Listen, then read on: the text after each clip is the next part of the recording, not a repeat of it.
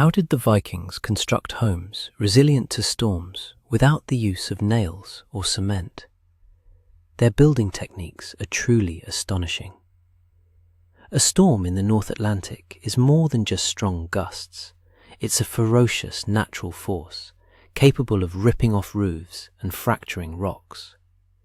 In this challenging environment, on the fringes of civilization, the Vikings made their homes. They constructed vast halls that endured for centuries, entirely devoid of iron nails or cement. These weren't merely shelters. They were living entities, steeped in the accumulated wisdom of many generations. These dwellings swayed gracefully in the wind, but never succumbed.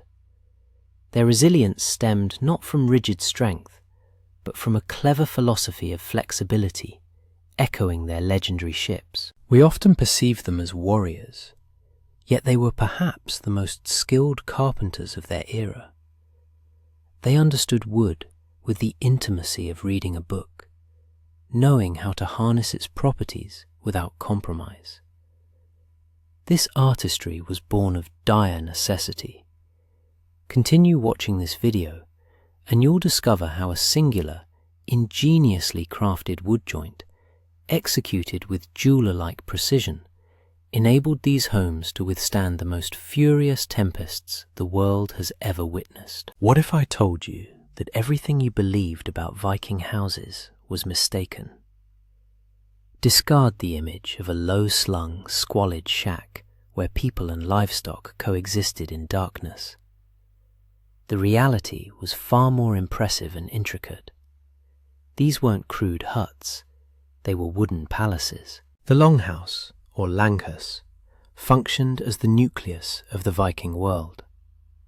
These structures attained incredible dimensions, occasionally reaching up to 80 meters in length, a size comparable to a contemporary apartment building.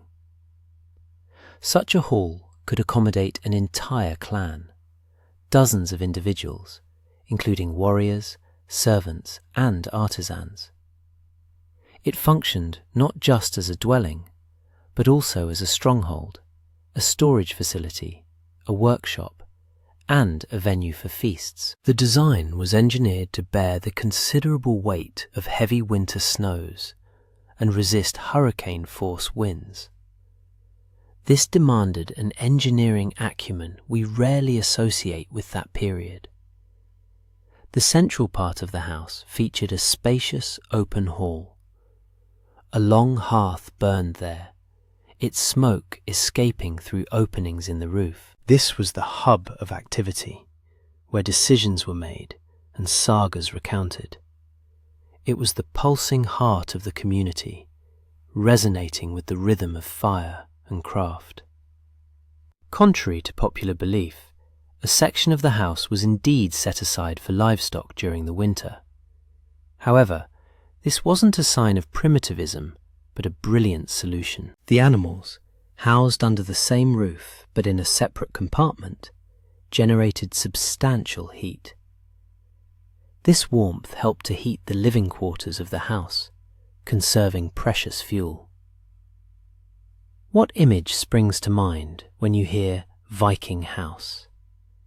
Did you envision such a vast and complex edifice? Share your thoughts in the comments, and remember to subscribe to our channel for more insights into historical technologies. I will now reveal the most closely guarded secret of their durability, found right at their base. The primary adversary of any wooden structure in Scandinavia was not storms, but water.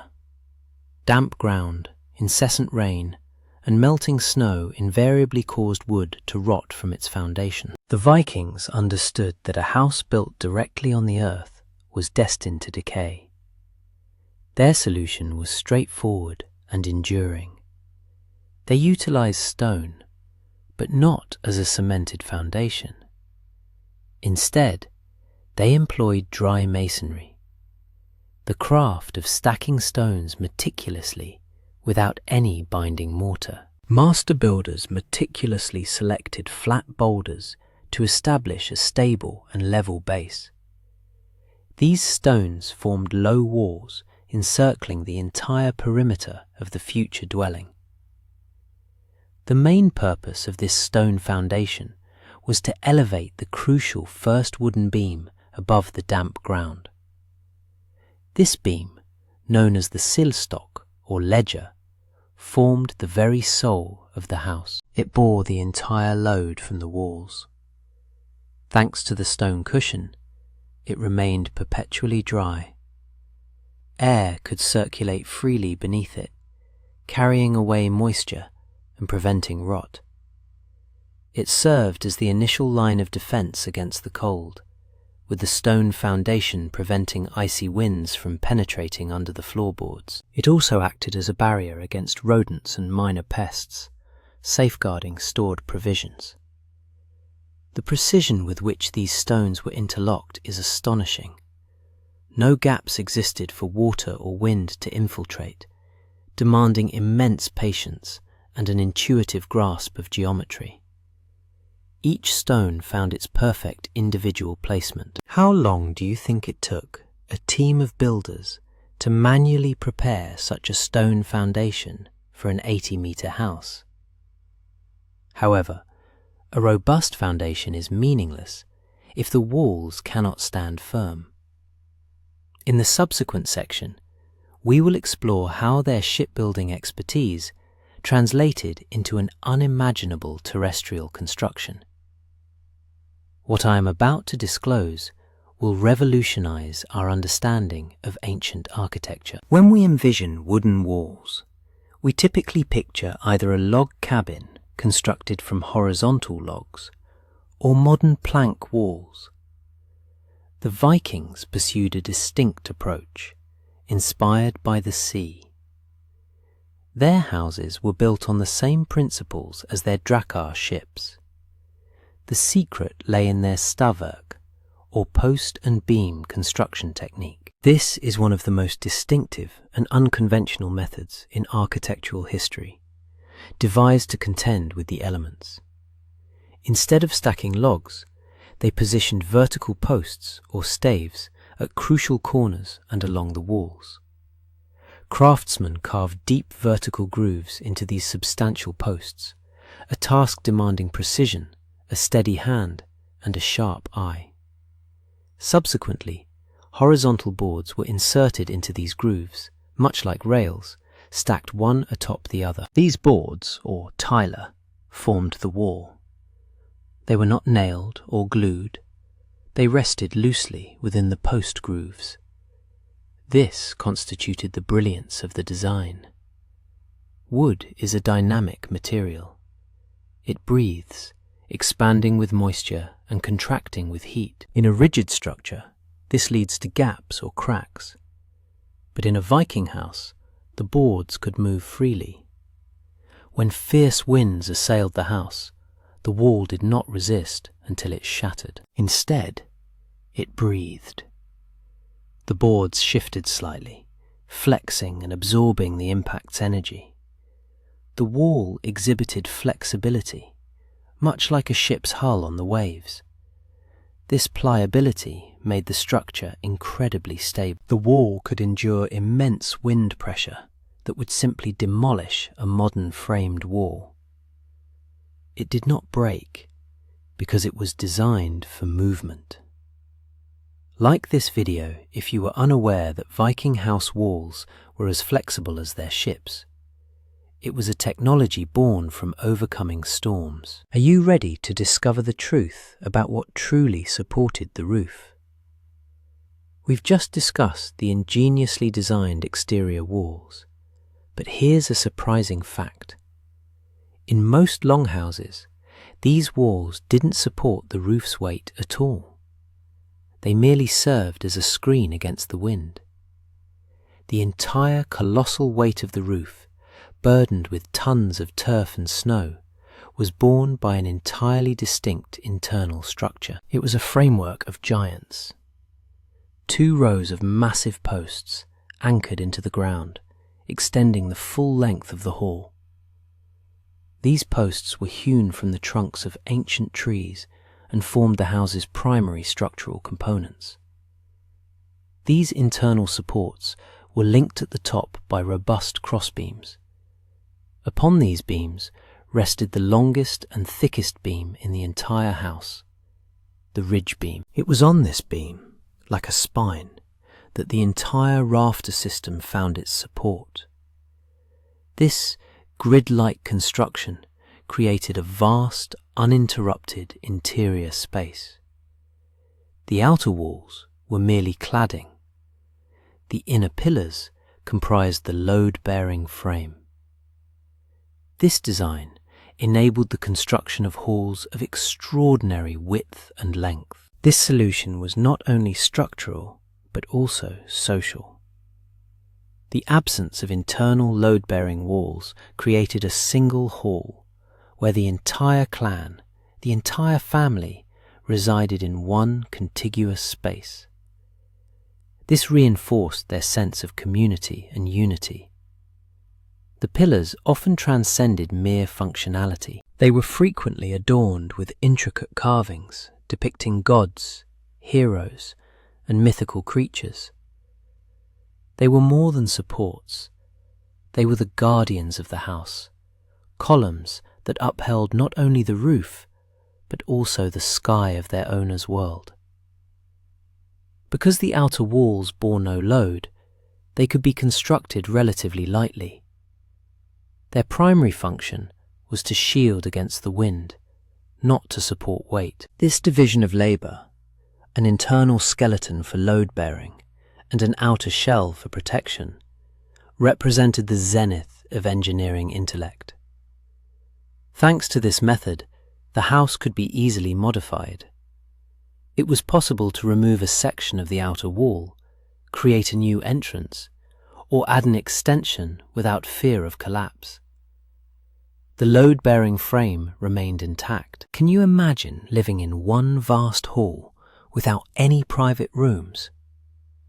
But how were these colossal logs joined together without a single nail?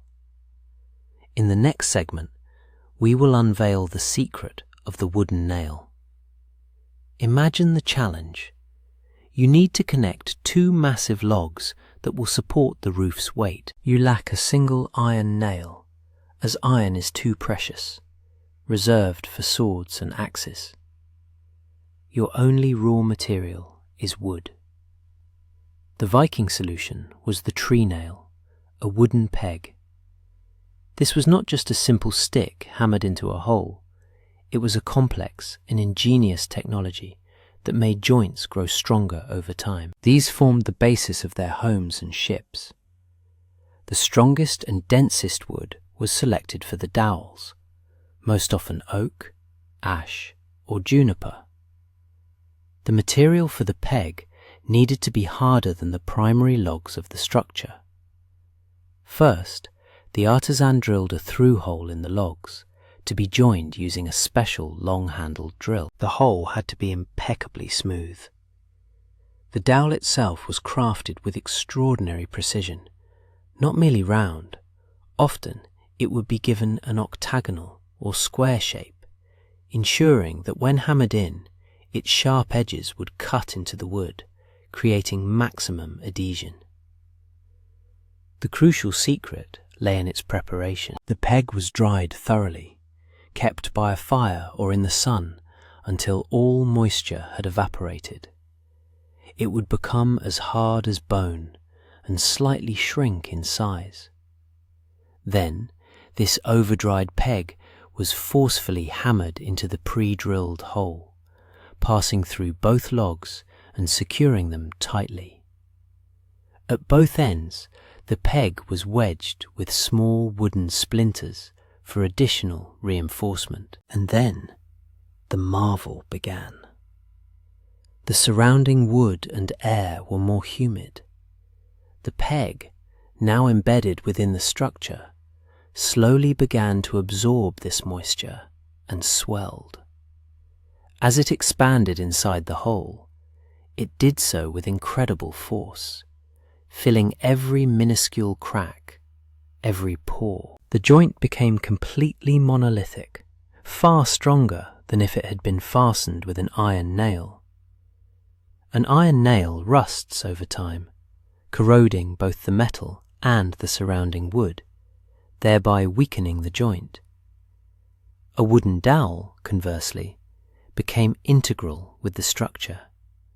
It was a living nail that gained strength from the very moisture that would destroy iron. This was the perfect technology for a damp and harsh climate. The joints not only held, but grew stronger with each rain, with every passing year. It was a triumph of wood over the elements, achieved through wood itself.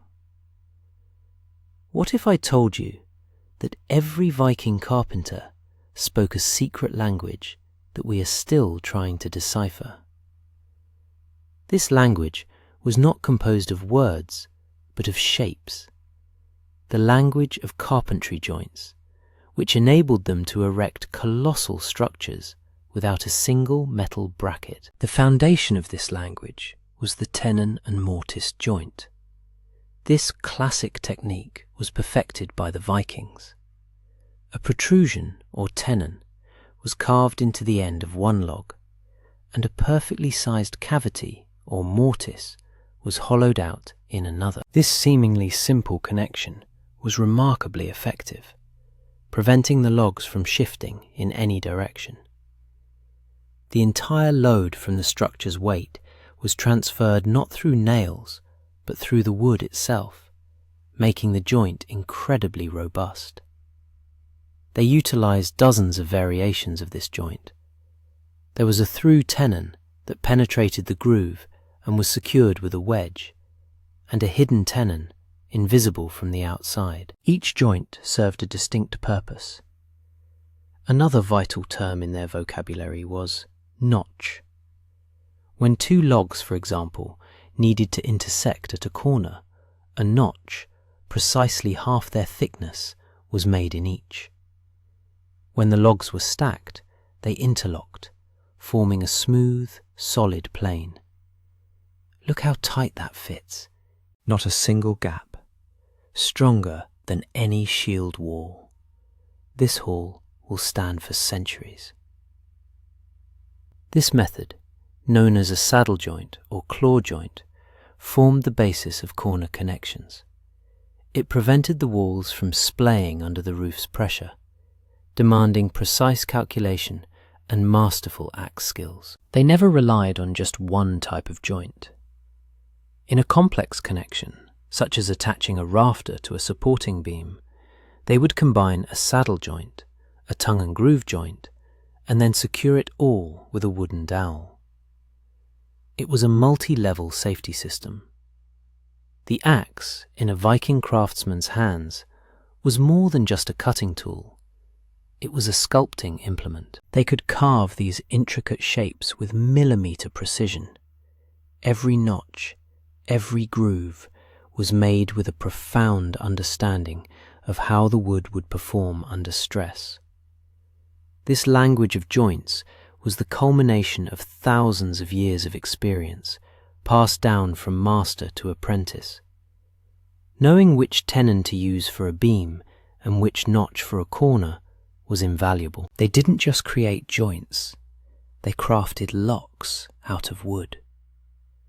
These locks transformed the structure into a single monolithic organism capable of withstanding anything. How challenging do you imagine it was to carve a perfect hidden tenon and mortise joint using only an axe and a chisel? But a sturdy framework alone could not guard against the icy winds. In the next chapter, we will uncover how they enveloped their homes in a living embrace. No matter how robust, a wooden framework could not shield against the biting winds and frosts of the North Atlantic. Simple plank walls would become thoroughly chilled. The Vikings needed something more, and they discovered it right beneath their feet. Turf. In regions like Iceland and Greenland, where wood was scarce, turf became the primary building material. Viking houses there were not so much wooden as earthy. The timber frame we mentioned served only as internal support. The surrounding walls were constructed from blocks of turf, cut from the top layer of soil, complete with grass and roots. Set it steady on the logs. Another block quickly. The wind is rising. Sod was an ideal insulator. Walls made from it were incredibly thick, often more than a meter. Such a mass possessed enormous thermal inertia, preventing the house from cooling rapidly in winter and overheating during the brief summer. It was a living blanket. The grass roots within the sod blocks continued to intertwine inside the wall. Over time, the wall only grew stronger, transforming into a dense, monolithic mass. The blocks were laid not arbitrarily, but following a special technique. Herringbone masonry was often employed, making the wall more resistant to settling and giving it a distinct and beautiful appearance. And so, Leif and his crew sailed further west than any man had dared before, seeking new lands across the icy sea. This type of wall was completely windproof. No draft could pierce through a meter-thick layer of earth. Inside the longhouse, it was dark and smoky, but it remained consistently warm, even during a raging snowstorm outside. Houses constructed using this technology literally merged with the landscape. From the exterior, they resembled green hills covered with grass. It wasn't just a dwelling, but an integral part of nature itself. Sod also exhibited good fire-resistant properties. Unlike dry wood, a thick earthen wall could not ignite from an accidental spark from the hearth, an essential safety factor in a house with an open fire. Maintaining such a house demanded constant attention. The turf settled over time and required renewal. But the Vikings were willing to accept this price for the warmth and security provided by this unique living blanket. The roof was the most vulnerable part of the house. It had to withstand the weight of snow, resist the wind, and, most importantly, remain watertight. The Vikings possessed no roofing felt, tiles, or metal. However, they had something that proved even more effective. They devised a multi-layered system, still employed in traditional Scandinavian architecture today. This system was brilliant in its simplicity. The first and most crucial layer was birch bark. Birch bark is one of nature's most astounding materials. It contains tar, rendering it completely waterproof. Furthermore, birch bark does not rot in the ground. It can lie for hundreds of years and retain its elasticity. Artisans removed the bark in large sheets, then laid it on the wooden roof decking like tiles, with the upper layer overlapping the lower, so that water could not penetrate under any circumstances. Birch bark was light, but it had one drawback. Strong winds could blow it away. Therefore, it required weighting down. To achieve this, the Vikings utilized the same material as for their walls: turf. 2 layers of turf were placed atop the birch bark layer. The first layer was laid with the grass facing down, ensuring tight adherence to the birch bark. The second layer was laid with the grass facing up, allowing a green carpet to grow on the roof. This mass of earth and grass weighed several tons. It firmly pressed the birch bark against the roof, leaving no chance for the wind. No hurricane could dislodge such a covering. Additionally, the turf served as an excellent insulator, retaining the heat emanating from the house and preventing the roof from freezing. The growing grass on the roof further bound the layers of earth with its roots. This green roof bestowed another advantage. It rendered the house almost invisible from a distance. A longhouse covered with grass appeared simply as a natural hill, part of the landscape. Thus, the Viking roof simultaneously resolved three challenges. The birch bark provided 100% waterproofing, the turf offered thermal insulation, and the overall weight of the structure ensured unparalleled storm resistance. And so the Great Bear roamed through the snow, searching for the warmth of the cave. We have examined individual components, the foundation, walls, and roof. But the true brilliance of Viking architecture did not reside in these elements individually. It lay in how they seamlessly collaborated, adhering to a singular philosophy. This architectural philosophy starkly contrasted with contemporary approaches. Modern homes resist the elements, relying on rigid construction principles, aiming to be as unyielding as stone. When extreme pressure mounts, they tend to fracture. In contrast, the Viking dwelling did not contend with the elements. It coexisted with them. Its design embraced flexibility, not operating as an unmoving rock, but rather as a tree that sways in the wind, yet remains unbroken. Every component was engineered for adaptability. Post and beam walls allowed the planks to flex and shift, absorbing wind gusts like a shock absorber. Wooden dowels would expand, integrating with the timber, yet maintaining microscopic elasticity. Unlike brittle, rusting metal, these dowels permitted the entire structure to yield under stress. The structural framework itself, particularly in houses resembling ships, frequently featured subtle curves. The distinctive curved roof ridge was not merely decorative. Akin to a ship's keel, it efficiently distributed loads and stresses across the edifice's entire length. The metre-thick layer of sod on the walls and roof functioned as a massive dampener, absorbing wind vibrations and preventing the structure from resonating and collapsing. It was an integrated, living entity. Each part was mobile, yet interconnected with all others. The Viking home was crafted to succumb to force, disperse it, and withstand what would shatter any inflexible construction. They grasped a fundamental truth of nature: that which does not bend will break. Their homes were constructed in adherence to this principle. They did not endeavour to conquer the tempest. Instead, they built in a manner that ensured the tempest could not conquer them.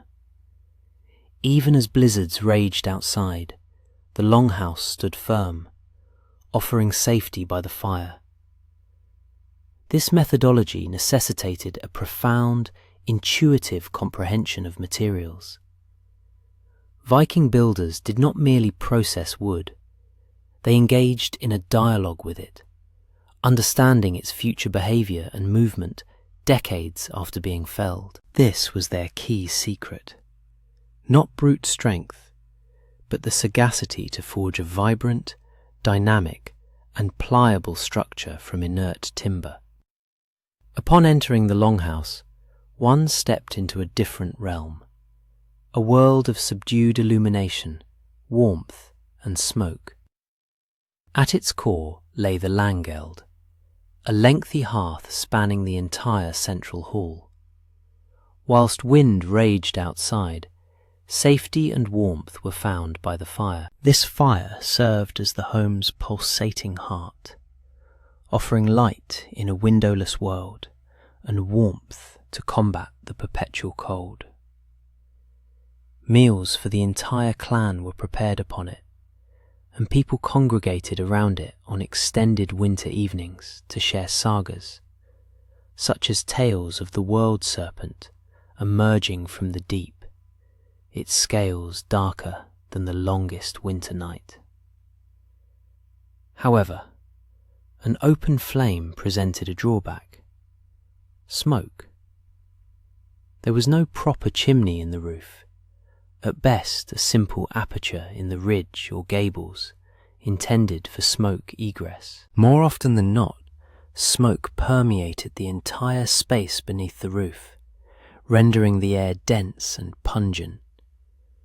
While this might strike us as dreadful, for the Vikings, smoke was not just an issue, but also a solution. The rising smoke would envelop the rafters and the entire internal roof structure, depositing its tar and soot onto the wood. This process resembled smoking food. Over time, the timber beneath the roof became as hard as stone, imbued with preservatives. The smoke eradicated woodworm larvae and fungi, safeguarding the roof from decay and pests. Thus, the act of heating the home simultaneously preserved it. The smoke, though making breathing difficult, also conferred longevity upon the dwelling. This exemplified another aspect of their ingenious, holistic system.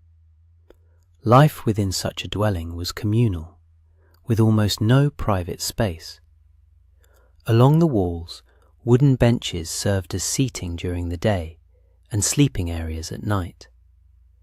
Life unfolded transparently for all to observe. The persistent smoke and dim lighting fostered a unique atmosphere, a contained, warm yet resilient world, shielded from the external elemental chaos.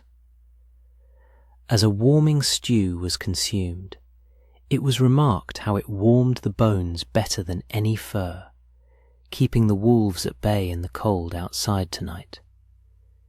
The hearth's warmth, the wall's strength, and the joint's flexibility all synergistically combined. A Viking house transcended mere construction. It was a survival mechanism, fashioned with extraordinary craftsmanship and a profound understanding of nature. Clearly, the Viking house was an engineering marvel, born from harsh conditions where daily survival was a struggle. Every element of its design addressed a specific challenge, be it decay, cold, or hurricane-force winds. They engineered architecture that, without relying on modern materials, surpassed them in durability and sustainability. They employed stone foundations to combat rot, utilized flexible ship-like walls, and devised the living wooden nail that gained strength with moisture. They enveloped their homes in a meter-thick blanket of turf. It was a holistic system where each component reinforced the others. Architecture that did not oppose nature, but integrated with it. This epitomizes the lost brilliance of Viking artisans. They built homes that could breathe, move, and live. What other ancient technological mysteries would you like to uncover?